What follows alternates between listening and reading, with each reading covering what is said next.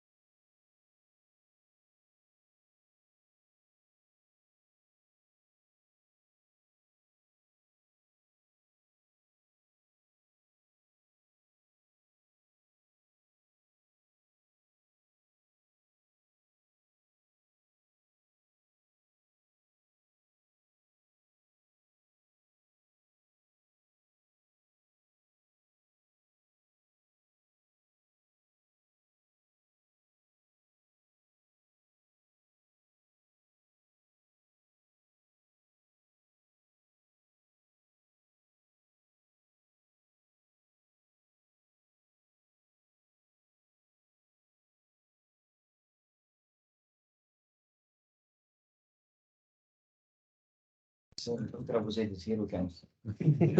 Okay, guys. So I'm talking today about the hyperthermia syndrome. So there are multiple diseases under this syndrome. We'll talk about them. So first, I'll talk about the fever and elevated blood pressure. So fever, it's a range for, it's an average for every one. It's ranging from 35.3 to 37.7. Above that, we can call it fever, but nowadays in the ICU stuff, they say like it's above 38, you can call it fever. And it different from one person to other. So it's usually it's a level increase from the set point for the everyone is different. It can be from the other one. And usually the lowest level is going to be at 6 a.m. and the higher level usually from 4 to 6 p.m. Fever, hyperthermia, hyperpyrexia, they are a different entity. Fever, what we can happen during any infection, any autoimmune reaction, increase in body temperature. Hyperthermia is different entity when the increase in the body temperature in uncontrolled fashion override the ability to lose the heat in the body. Hyperpyrexia is different entity when the temperature above 41.5 usually and mainly due to central nervous system hemorrhage. But, Yes, sir. so one thing is very important. Mhm. Now, just forget the hyperpyrexia. So it's just, but in between fever and hyperthermia, the most important big and thing you need Mhm. to know and understand is the set point difference. Yep. In fever, your set point is different. So it's not your normal set point, it's upgraded. In hyperthermia, the set point is still the same. It's very important because it has therapeutic implication later. Mhm. It can- Yeah, as I said, like here the differential between the fever hyperthermia. First, the fever is being regulated by hypothalamic thermoregulatory center, but in hyperthermia, it's not regulated by hypothalamic set point. That's the main things. And with the treating, we're gonna go over that. Fever usually it responds to prostaglandin inhibitors and paracetamol, but the hyperthermia is not. We have to identify the cause and treat the main cause for the hyperthermia, and we'll go over that. Can you minimize that? This one also. Sure. Thank you.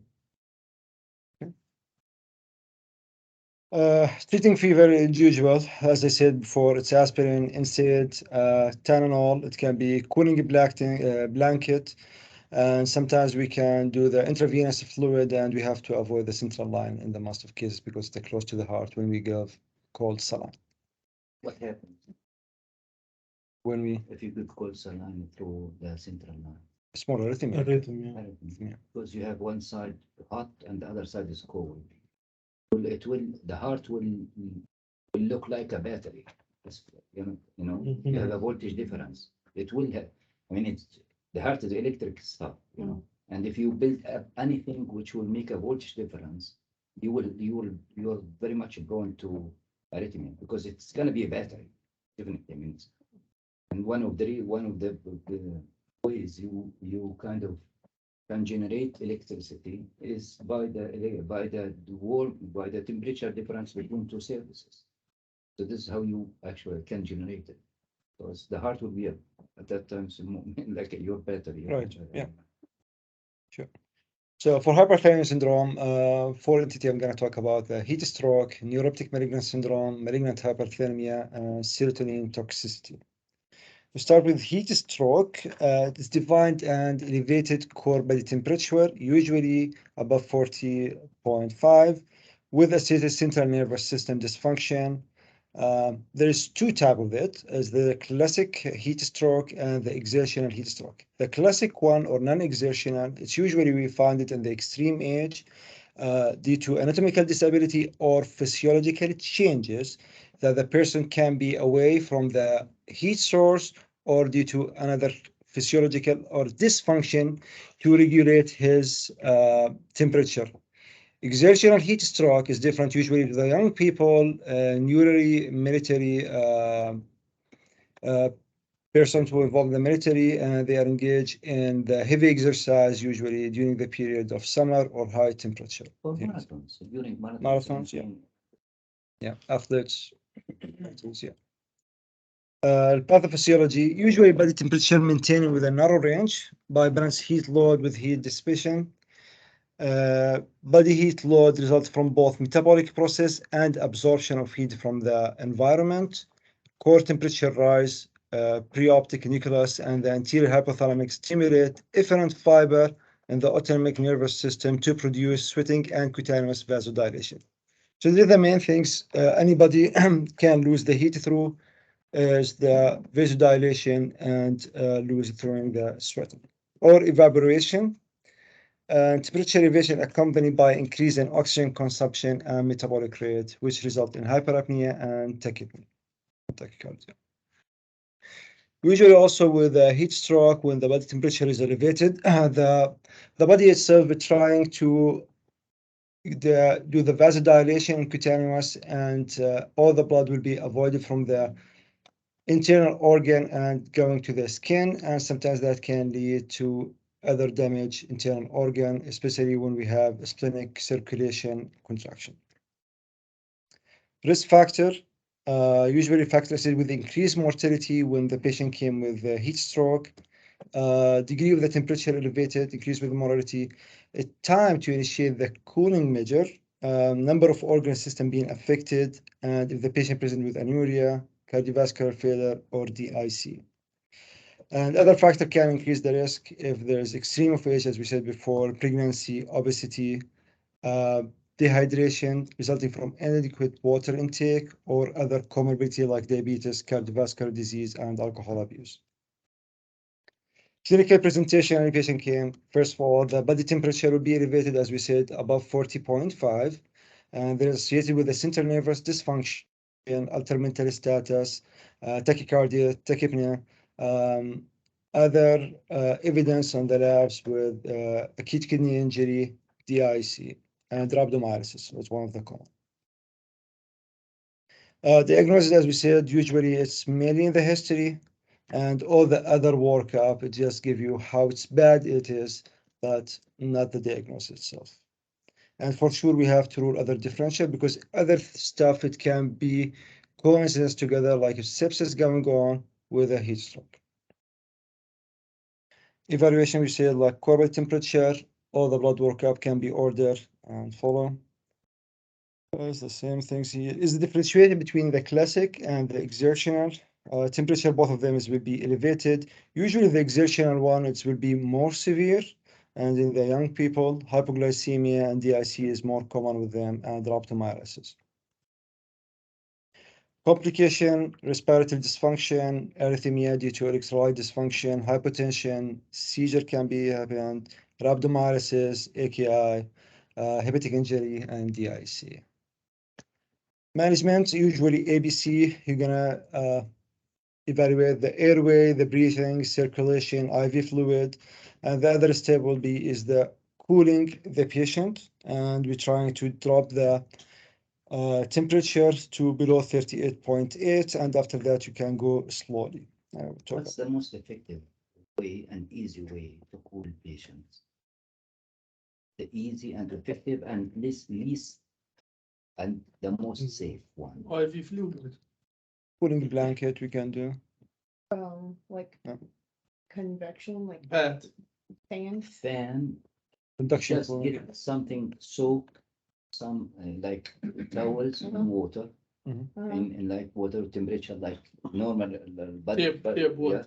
and put it on the patient and A fan. put the fan on. It's the easy and most safe way. Because this is what this makes you lose temperature at the highest strength. So evaporation is the most important the way we lose temperature. This is why people are who are living in climate which are not accumulated which are not exposed to heat, like people in Africa, they will sweat at least 3 to 4 times more at the same temperature compared to people living in the northern hemispheres. This is why it's very rare that you have heat stroke in Africa, because they can sweat a huge amount of, they can get rid of the Evaporate. temperature very easy, evaporate. Now the other one is the convection. Convection, and if now when you do soak towels with water, body temperature water, and put it on the patient, you will have the convection. So you will lose temperature because you have a cool something, yes, contact. When you have the fan, you get the evaporation effect. So you have the two effects at the same time. With it's easy, simple, very cheap, very effective, most safe. Okay. Try to do it this way before you jump in. Number two, the most important thing is do not cool down to normal temperature. Go down to 38-ish and stay there for a while and let the patient deal with the rest. Okay, don't go to normal temperature. It's the most important. Yeah, and one thing is also can be sometimes it's contraindicated. It's not really contraindicated, it's relative, is the immerging the patient in the cold water because it can lead to vasoconstriction and it prevents you from losing the heat. And it's not only this. It's the problem is now maybe this is fine for infants with 1-2 kilo. You can get them and put them in somewhere. But if you have a 150-kilogram guy, how are we gonna immerse him in water? You know, just look for things which are more doable. Plus, it's not safe. It's not. I mean, these patients are very sick. I would definitely not immerse unless the only way you do the immersion is in infants. You know, and we don't deal with them. So it's just. Yeah, and the other invasive procedure you can do peritoneal or gastric lavage, cardiopulmonary bypass, surface cooling device, endovascular cooling, or cold IV fluid. Okay, and in the ICU, if the patient is intubated. Bronchial No, cold air. Hold on. Cold air. You lose- just the whole You month. lose Yeah. good time, good to the big time temperature if you just cool the air. The patient's breathing, just go down to 36 and let them breathe on 36. It's much easier. They try to do the things which will, now you need to imagine this patient's having a lot of problems. They try to minimize anything more you can do to him, you know.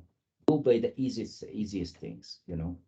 Blanket, fan, if he's in the ventilator, just make the temperature of the airway down to like between 33 and 36 will be fine. And they will lose with each breath, they'll keep losing. Plus the other things you're doing, you will manage to get him down. If he's 42, 43, you're gonna be managing to get it down to 58 in like less than 2 hours actually, if you do it right. So for pharmacological wise, the antibiotic, there's no rule for them. They're not gonna work, but you can try paracetamol. Maybe dantrolene also is not working with the heat stroke. It's usually just for the malignant hyperthermia. And usually if the patient is hypertensive and you have to start pressures, they say is to avoid agonist for the vasoconstriction. The best option to start with Levophed. That's why he read out. And this one, then we go to the malignant hyperthermia, and as a definition, manifests clinically as hypermetabolic crisis when an malignant hyperthermia susceptible individual is exposed to volatile anesthesia or succinyl choline. So MH susceptible, there's like different kind of people because it's genetics defect in some receptors that make them more susceptible to this anesthetic gas or the succinylcholine lead them to increase intracellular calcium and continuous contraction of the muscles, which lead to increase in the metabolism and increase the heat with intracellular calcium and decrease Is what? the reuptake of the Exactly. calcium. It's not the increased Yeah, I'm gonna cytoplasmatic, go over it here. cytoplasmatic. Okay, good. Thank you. I'm gonna go over it, but just okay, it's more common in male than Patients, sure. I would do always try to go with the slide number 2, then slide number 1. Don't leave any question open. So when you talk about malignant hyperthermia, you have to do definition, pathophysiology, and then the second one. Sure. Okay, otherwise I keep jumping here. Okay. Okay. It's fine. I like you. No, I mean, if you have it on a slide, then it's even better for everyone. Sure. Yeah, so this is a slide. So the main problem is usually the mutation in the receptors RYR1. So what happened usually in the contraction, like there's depolarization in the surface of the muscles. When there's depolarization, there's increased intracalcium, and that can help with if you remember, guys, the myosin, actin, troponin, how they handle cross-reacting and lead to the contraction. So what happened with those people? So the intracellular calcium will be increased, but because the defect in the receptor, there will be no reuptake from the calcium from the intracellular to sarcoplasmic reticulum, which lead to It's the continuous. reuptake. Yes. This is why the calcium stays there Yeah. and the contraction Right. continues. Yeah, but the end up like point is there is increase in the intracellular. Yeah, exactly. But Yeah. it's not It's not the problem itself The in the problem increase. itself is because you Reuptake. cannot have contraction without increased intracytoplasmatic calcium. You need a contraction. Yeah. The question is not the contraction. You have too much contraction because you cannot suck it back. Right. Okay. Recently, just some numbers. Recently, the number of the malignant hyperthermia mortality is being decreased than before with increased awareness about the disease, and some people have it, and also with inside carbon dioxide monitoring during the procedures. That's the main things. And let's go. The clinical feature, usually the most common stuff, the patient can be hypercapric and with elevated end-tidal CO2, which is resistant to increase in the minute ventilation when the patient in the vent during the procedure. Tachypnea, sinus tachycardia, and even when you give muscle relaxant like succinylcholine, the patient will have masseter spasm, and instead of it relax, it be contracted. Generalized muscle rigidity, and you're going to see some arrhythmic changes due to hyperkalemia and neurorhabdomyolysis like peak T wave in the EKG. What's the first thing the anesthetist will notice? Inside the CO2 Yes, increase. exactly. The fever comes about 15 minutes later. Right. So don't wait for the fever. No. If you have CO2 going up. 60 or what would you look? Any increase, which I would say if you're at baseline 40 and you go up to 50 with no reason, you should suspect, but it's not only the going up, it keeps going up. Also, It it's doesn't resistant. go up but stays there. Right. I mean, it goes 45, 50, 55, it keeps, it doesn't. Plus, always look at the wave of the capnograph. Because the main reason for increase in tidal CO2 is a malpositioned either tube, not malignant hyperthermia. Look at the tube, make sure you have the good retain, you know the capnography, the CO2 capnography, the wave of it. It comes in, goes up, and then you have stage 3, and then goes straight down, back to the baseline, and again. If you don't have this nice curve, it means There's something is something, going on in the circuit, it's not malignant hyperthermia. In the malignant hyperthermia, you have the nice wave.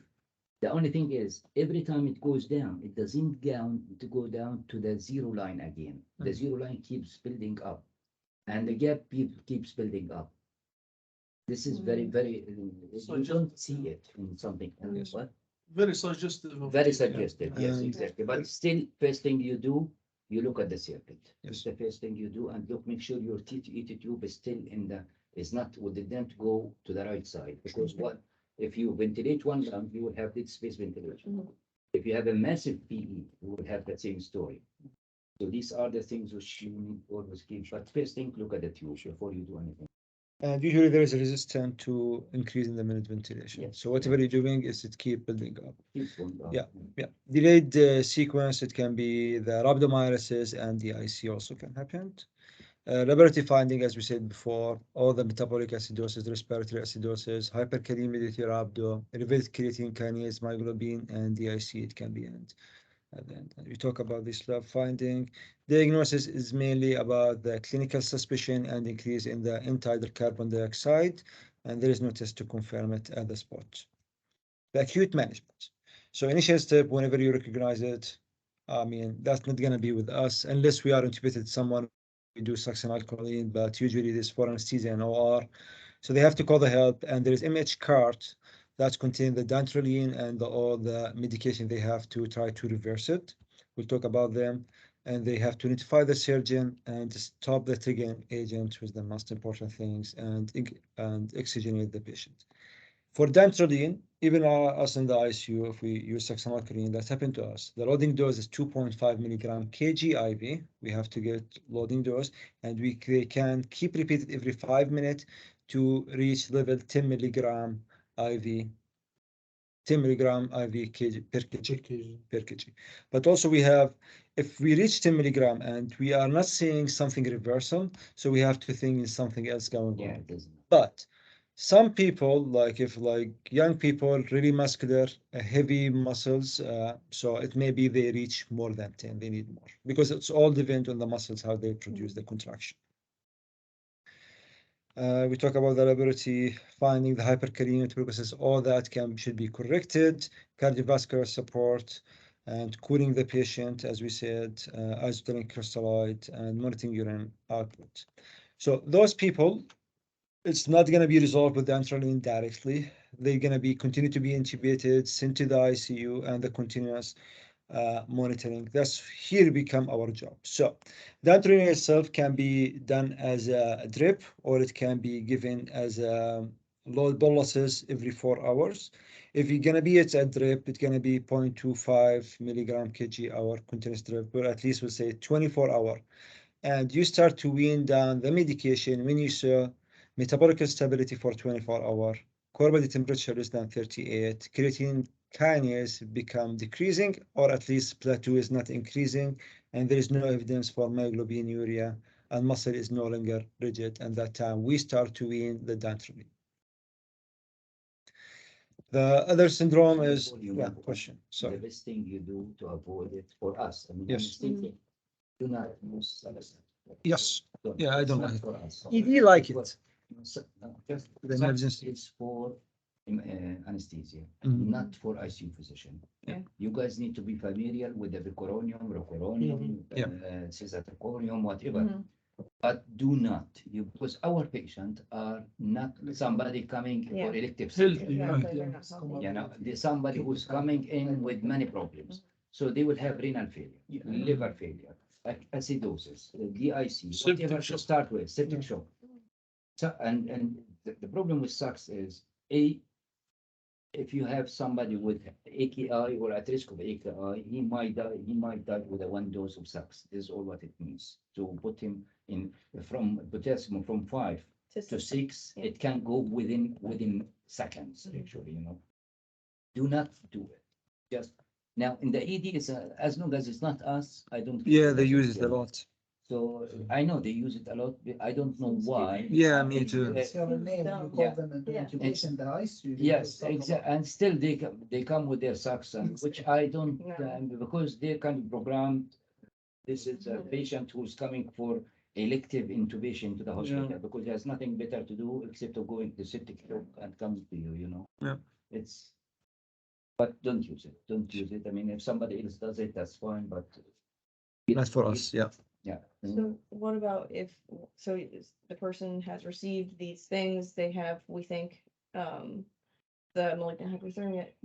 What about the, Sugammadex? Would that help?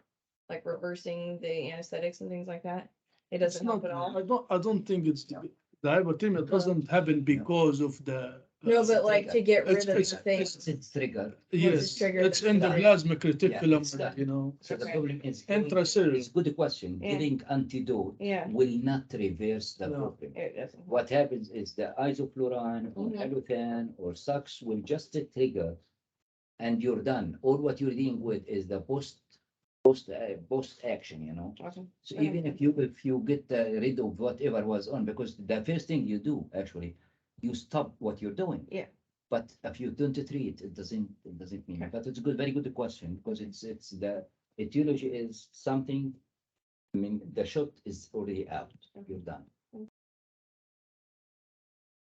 Serotonin syndrome, also referred as a serotonin toxicity, a potential life-threatening condition associated with increased serotonergic activity in central nervous system. Syndrome has been observed in all age group, including newborn and the elderly. True incidence of serotonin syndrome may be underrepresented in such figure for a number of reasons, because sometimes it's hard to tell because the disease itself of the syndrome, it can be from mild to severe. So the level of the mild syndrome, we really could not detect it usually. Example for the medication for certain syndrome, it can be increased synthesis, decreased metabolism, increased release. So usually the people who get the syndrome is not only who is on SSRI, it's the other medication, as we know, interaction between different medication, decreased reuptake, or like even some painkillers and the opioids can lead to that, especially if you interact with other medication, especially us in the ICU. Fentanyl, Fentanyl. and Pitidine. These are Yeah. the two most dangerous ones. You know, all of them can. Yeah. But fentanyl and Pitidine are the most important ones. And linezolid is very important because it's very much overseen, you know. But and the others, it's okay. Finish. I will go. No, go ahead. No, That's just fine. go ahead. Maybe you have it. Okay. No, my point is like usually with an ICU, when the patient came, we using different drips, different medication, fentanyl, and sometimes we resume home medication. We forget this interaction at some point, even myself. So it's high risk sometimes the patient, why they didn't wake up, why there is some change in the vital sign. It could be underdiagnosed and we don't know what's going on because all these medication interactions they're getting. Do you want to give a trick, which I do in the ICU? Yes, sure. I don't know how it, but I do not resume any of the psychoactive medications when the patient is intubated, except if they have been on cinnamon. This is the only medication I could continue. Everything else on hold until I figure out what's going on. Everything, because when he's intubated, and we're talking about somebody who's intubated and Very sick, sedated. yeah. Mhm. Untrue. You know, we're not talking about somebody who's still awake. You cannot do this. Yeah. But if you are taking over, you're sedating him, he's intubated, he's sleeping, he's not gonna be depressed while he's doing this. I mean, I don't care about the And there's no seizure and there's no withdrawal. Yes, you know. yeah, exactly. And it's the medication you have to resume are medication which you know for sure that if you withdraw, they will have problems. Anti-seizure medications should be resumed. Cinnamon, dopaminergic drugs has to continue. Everything else you have to take it one by one. And the best is not to do anything. So the Elavil and the citalopram and who cares? I mean, he can be depressed easily on the ventilator. I don't care. And when he wakes up, he will tell me what it is. This is the easy and safest way to go. Okay. Yeah, I mean, absolutely. Okay. Pharmacological. So usually the serotonin in the body is in the central nervous system or peripheral nervous system. And the central nervous system is modulate attention, behavior, and thermoregulation. And this is why patient can become hyperthermic when they are in the toxicity. In the peripheral nervous system, usually on the intestine or the uterine contraction, bronchoconstriction can lead to that. And also it's help in the promote platelet aggregation. So it can lead to the IC at some point with the patient with the serotonin toxicity. Sorry here. Yeah, sorry. No. So the clinical feature. So altered mental status, agitation, confusion, anxiety, autonomic dysfunction, can patient hypertensive, tachycardic, diaphoretic, hyperthermic, nausea, vomiting, and neuromuscular abnormality. Usually, we see mainly hyperreflexia and clonus and tremor. and these are the most important Right. differentiating from the NMS. Yes, It's the most important. we'll talk about it at some point.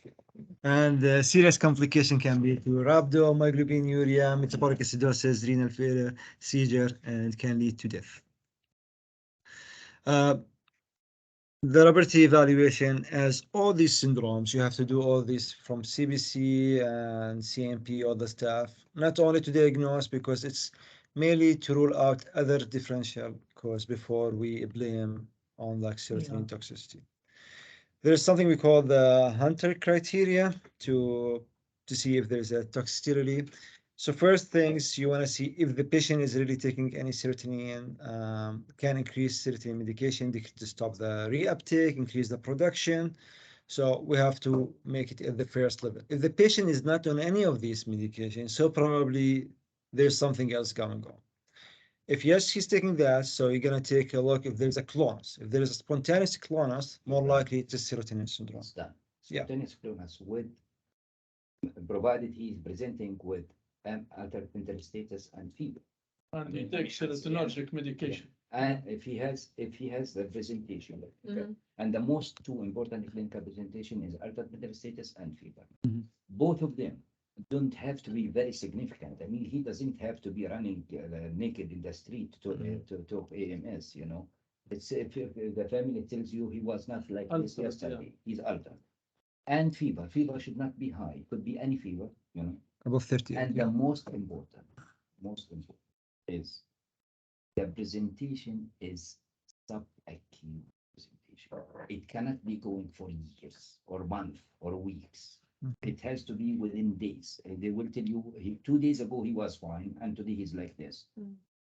That this is the most important actually when you talk about hyperthermia syndromes is the presentation. The hyperacute presentation is malignant hyperthermia. Mhm. Okay.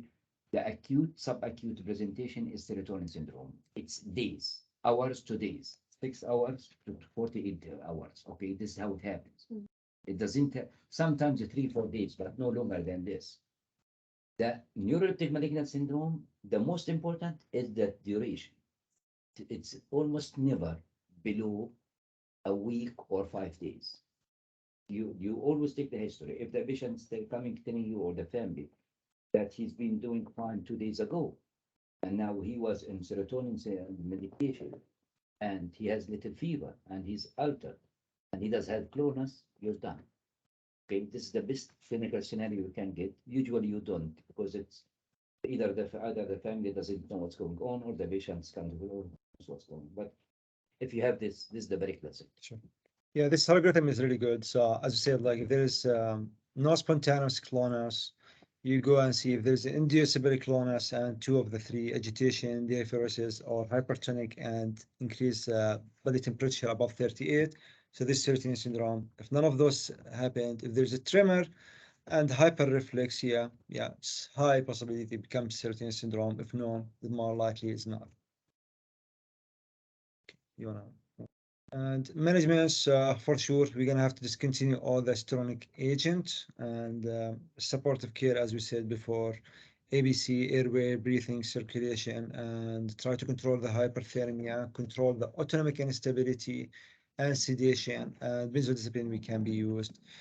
The antidote for serotonin agonist is cyproheptadine that we use for the serotonin syndrome. If benzo and supportive care fail to improve the agitation and correct the vital signs. What's the most important thing you look on cyproheptadine?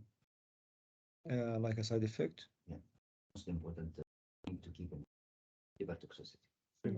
Yes. Make sure when you have them on, liver enzymes daily, because they can go. So neuroleptic malignant syndrome, it's life-threatening neurological emergency associated with the use antipsychotic medication, neuroleptic agent, and characterized by distinctive clinical syndrome of mental status change, rigidity, fever, dysautonomia. And incidence rate is 0.02 to 3% among patients who take antipsychotic medication. And so we have to aware about a couple of stuff. So antipsychotic medication, antiemetic medication, and also withdrawing from dopamine agonist medication. Some people who's on Parkinson, I know you want to tell it. So this is what I was. Yeah. Yeah. So antipsychotic, anti-Parkinson, and acid risk factor. If the patient has like acute catatonia, that's more common to have it. And the patient who's on lithium with antipsychotic medication also, they are more eligible to get the NMS. Pathogenesis, central dopamine receptor block in the hypothalamus may cause the hyperthermia and other sign of dysautonomia. Alternative theory that rigidity and muscle damage represent a primary effect on the peripheral muscle system, and it can cause due to a muscle mitochondrial dysfunction. Clinical manifestation, mental status change, muscle rigidity, hyperthermia, autonomic instability manifestation as tachycardia, labile blood pressure, tachypnea, and arrhythmia. Let's just go with the differentiation between SS and the NMS. As Dr. Astle said before, the timing and onset. Usually SSS, this the 24-hour, and NMS more than weeks. On examination, the SSS morely with hyperreactive anticlonus, and NMS usually muscle rigidity and bradyplexia, hypoflexia. That's the main things. Diagnostic criteria. So this diagnostic criteria didn't tell you like a number of for sure this is NMS or not, but there is a score system here. When you go up with a score, it's more high likely it's NMS, but it doesn't confirm it 100%. First of all, you wanna see what medication the patient is on. As I said, antagonist or dopamine agonist withdrawal. There's hyperthermia, rigidity, mental status alteration, increasing creatine kinase. There's sympathetic nervous system lability and hypermetabolism. And also there's negative workup for other infectious or toxic metabolic the neurological causes. Treatment as usual, stop the causative agent, supportive care, ABC, and special treatment. We can use benzodiazepine for agitation. In this case, dantrolene, they're saying you can use dantrolene. It's not sure if this is effective or not, but they're saying it's possible. So it's fine to use it. Bromocriptine or amantadine, they are dopamine agonist that can be used to reverse the effect of the dopamine Now, antagonist. what I would do Mhm. benzos for agitation Mhm. and bromocriptine first. Yep. Before the dantrolene. Sure. Dantrolene may work, but it's definitely not the drug of choice. So I would do 1, 3, 2, 4. Okay. Sure. What do you think? Yeah, I agree. It's, Because it's dopamine issue. You target the pathophysiology. yes, rather the than- dantrolene may work in patients with the possible Mhm. hypothesis that there is some mitochondriopathy. This patient may have. Yes, and it you may, but Mhm. you definitely don't want to do it first. To direct the. Yeah. Yeah. Yeah, and the other thing is like they consider electroconvulsion therapy. It's no clear efficacy for it when they use it in MS, but yeah, it's one of this possibility when you are using everything and the patient is not improving. So Do we have like major study on these patients? yeah, They I didn't studied find them. anything. No. Yeah. One thing is about the dantrolene.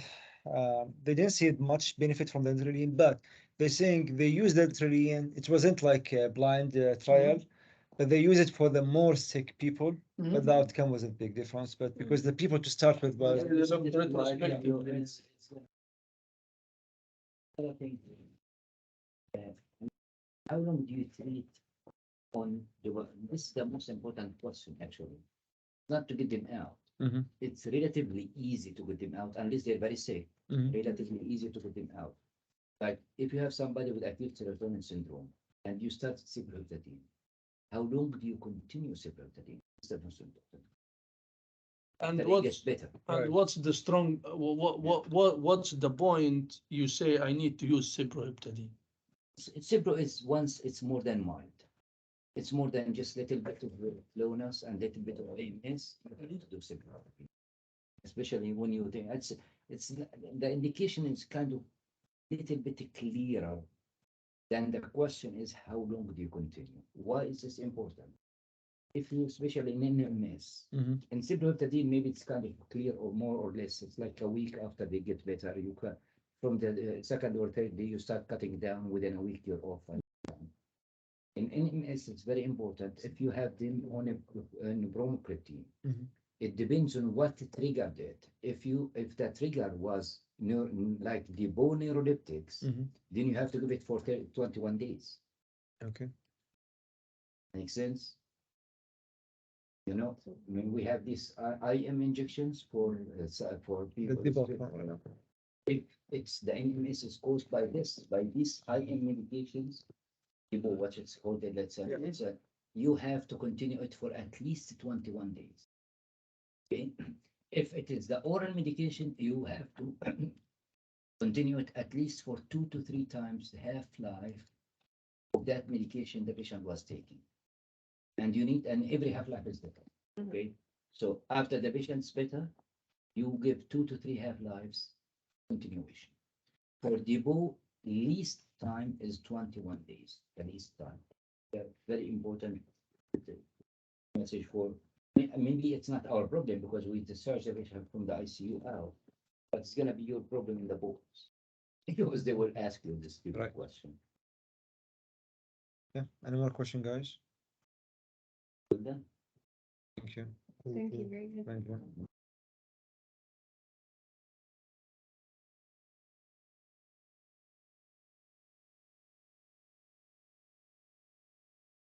One second. Are you done? Yeah, yeah. You want me just to close the? Keep it open. I want to find the video, so I'm having a hard time doing that.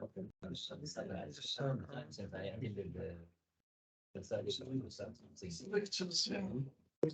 Sorry. We had good one yesterday too.